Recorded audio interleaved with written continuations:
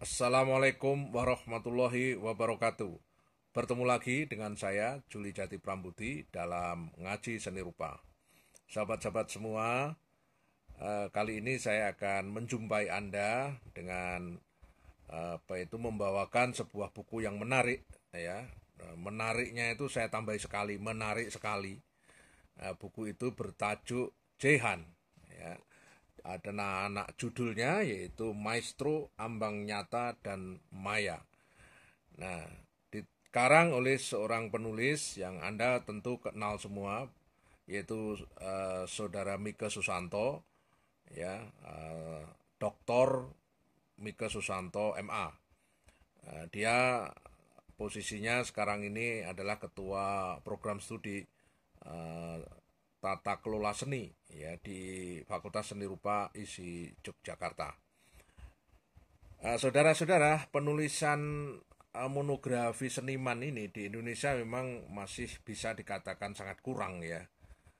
Dibandingkan dengan jumlah seniman yang banyak sekali, penulisan monografi seperti ini, seperti yang dilakukan saudara Mega itu belum banyak dilakukan oleh para penulis Indonesia, ya. Ya tentu sebabnya banyak sekali, ya. Tentu sebabnya banyak sekali, ya, variabelnya banyak, ya. Bukan berarti kita tidak mampu, tetapi hal yang mengondisikan, ya, memungkinkan seorang tokoh ditulis itu memang butuh pendanaan yang relatif tidak murah, ya. Dan itu kebanyakan yang bisa melakukan itu memang seniman-seniman yang memang sudah punya nama besar, dan tentu harga karyanya juga sangat mahal, ya. Seperti Jehan ini, ya, karena Jehan memang pernah bahkan bukan bukan pernah tapi sering sering membuat berita, ya, mengenai isu-isu di dunia art market, ya, terutama pada era boom seni rupa Indonesia, boom harga lukisan di dekade 80-an akhir, 90-an, bahkan 2000-an. Nama Jihan itu juga masih artikulatif di dalam art market. Nah, kajian tentang Jihan dalam bentuk buku-buku seperti ini, ya, sebenarnya sudah pernah dilakukan oleh penulis lain, ya. Antara lain oleh Pak Jakob Sumarjo, ya, sahabat Pak Jihan, tetangga satu kampung, ya, kampung di Bandung, ya, ya. Itu ini judulnya Jihan, Ambang Waras, dan Gila, ya. Nah, kemudian juga buku yang lain ada ini, misalkan Jehan, ya, Sang Maestro, Pemikir, Penyair, Perupa. Nah, ini. Jadi ada 3 sebutan: pemikir, penyair, perupa, ya. Nah, kenapa begitu? Nah, ini kita akan cerita tidak terlalu lama, ya, karena waktunya sempit, maka kita mengenal highlight tentang Jihan saja. Nah, menariknya di buku Mika Susanto itu sebagai sebuah karya mengulas tentang tokoh, ya. Saya kira ini buku yang uh, memperkenalkan gaya penulisan yang kombinasi antara uh, tipe-tipe penulisan akademik yang bermain dengan data yang relatif detail, ya, kemudian juga analisis yang sifatnya intertekstual, ya, interteks, ya, bukan hanya tekstual, ya, menganalisis visual tapi juga dikaitkan dengan konteks-konteks yang lain, konteks kepribadian Jihan, konteks filosofis, sikap hidup, ya, kemudian juga dunia kesenirupaan di Bandung. Itu semua di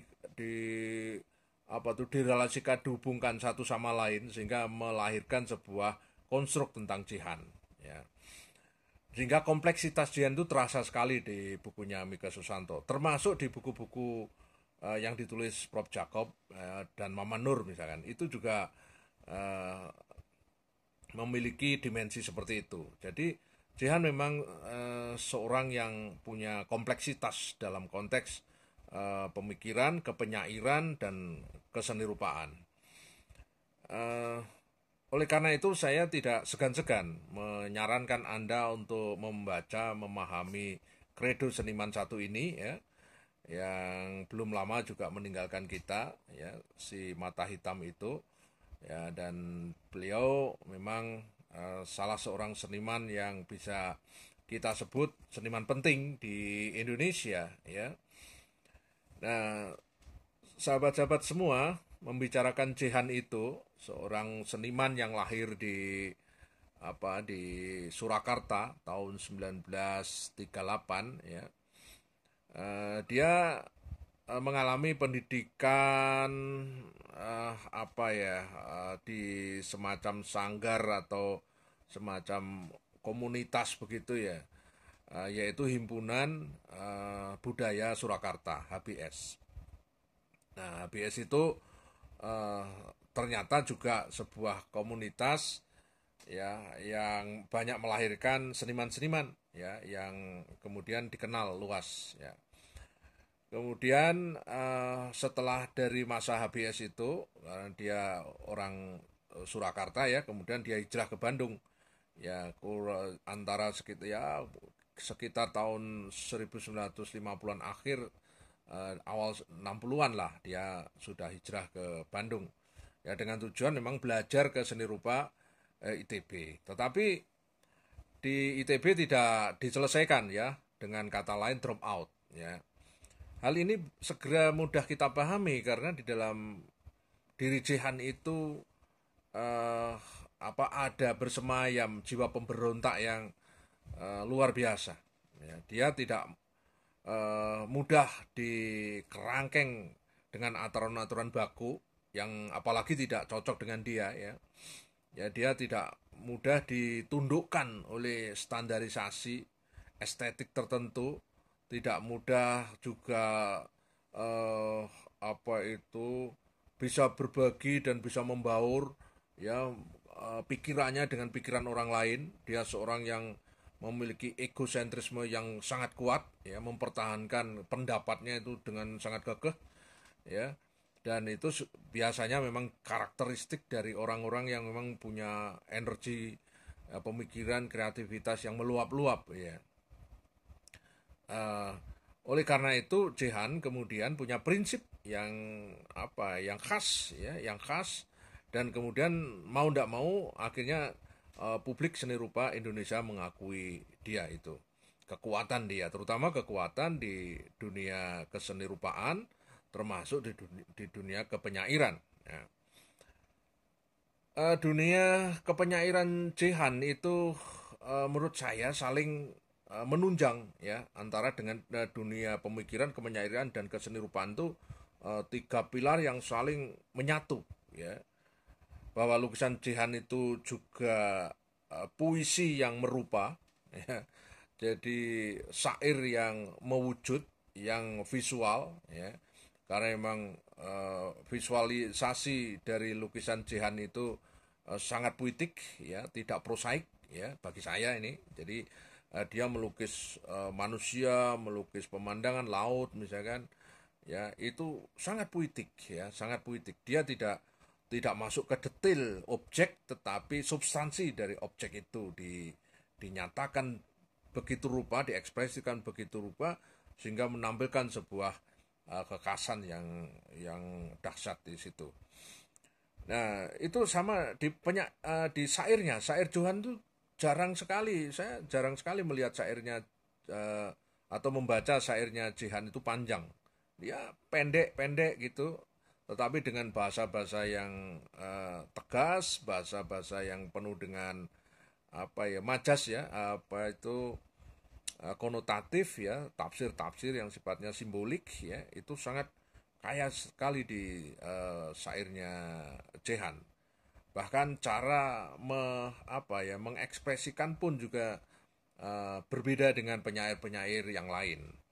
Nah, ini seperti di dunia seni lukis. Jadi di dalam dunia seni lukis Jehan dengan kemudian dikenal dengan wajah dengan mata hitam ya, itu menimbulkan sebuah misteri ya, menurut pahamnya Jehan, bahwa mata itu sebagai apa itu simbol melihat, ya, melihat kenyataan, tetapi bukan sekedar melihat yang secara fisik, tetapi juga melampaui yang fisik.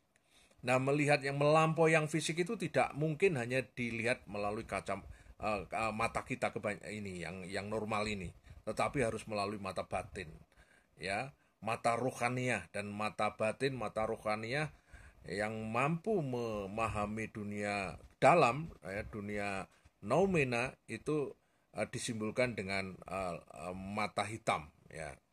Jadi karena manusia adalah makhluk yang misteri, ya, adalah makhluk yang misteri, sehingga ya, dia bisa apa itu melihat gejala, dan uh, di balik gejala itu, ya, melalui rasionalitas tapi juga melalui irasionalitasnya, ya, dan itu semua disimbolkan melalui mata hitam. Nah, mata hitam itu juga bisa dimaknai secara lebih sofistik, ya. Maksud saya itu mata hitam lebih menyimbolkan sebuah black hole, lubang hitam, lubang semesta, ya, di mana, atau juga lubang kematian, ya. Misalkan Amang Rahman itu pelukis Surabaya itu melukis lubang hitam, itu maknanya adalah lubang kematian. Manusia selalu menuju ke titik yang pasti, yaitu kematian. Nah, tentu tafsir mata hitam dari Cihan itu bisa bermacam-macam, seperti yang juga pernah dilukis oleh seniman Eropa Modigliani, yang juga dijelaskan di bukunya Mika Susanto, ya. Ya, secara gejala visualnya dengan Cihan mirip, tetapi tentu memiliki ketidaksamaan di segi filosofisnya, yaitu segi konseptual di balik mata hitam. Ya, saya percaya itu karena Cihan dari apa ya, dari mata hitam itu kemudian juga uh, beralih kepada tipe-tipe kekaryaan yang lain, ya, misalkan kayak pengalaman dia ketika pergi haji, ya, pergi ke Mekah itu banyak disublimasi, ya, kemudian diekspresikan dengan begitu sederhana, tetapi juga menemukan satu perasaan yang mendalam, yang sofistik, ya. Ketika dia berada di padang Arafah, ketika dia tawaf itu, ya, diekspresikan dengan secara visual tampak sederhana, tetapi sebenarnya itu sudah mewakili ritual dari ibadah tawaf itu dan seterusnya, ya. Itu sangat kuat message-nya. Nah, Jihan itu memiliki kekuatan di garis, di apa ya, di brushstroke yang apa itu, yang spontan, ya, karena bagi dia kejujuran itu awal dari segalanya, ya. Jadi seni itu didasarkan pada kejujuran. Sikap jujur itu adalah modal dasar seorang seniman. Nah, buku Mika Susanto, sahabat-sahabat semua, itu bercerita dari perjalanan Jehan awal sampai pada pencapaian puncaknya di dunia art market, isu-isu yang terjadi di sekitar Jehan dan dunia pemikirannya Jehan. Kemudian juga menganalisis karya-karya Jehan dalam perspektif intertekstual, ya, tidak gaya seorang peneliti yang linier gitu cara berpikirnya, tapi di dalam buku ini Mika menghindari cara-cara yang linier itu. Karena itu buku ini menarik dibaca. Dan kekuatan dari buku ini karena bahasanya mudah dipahami, cair, dan oleh karena itu saya kira untuk konsumsi umum, ya, tidak akademik, bisa mencerna buku ini dengan sangat gampang sekali. Silahkan membaca. Wassalamualaikum warahmatullahi wabarakatuh.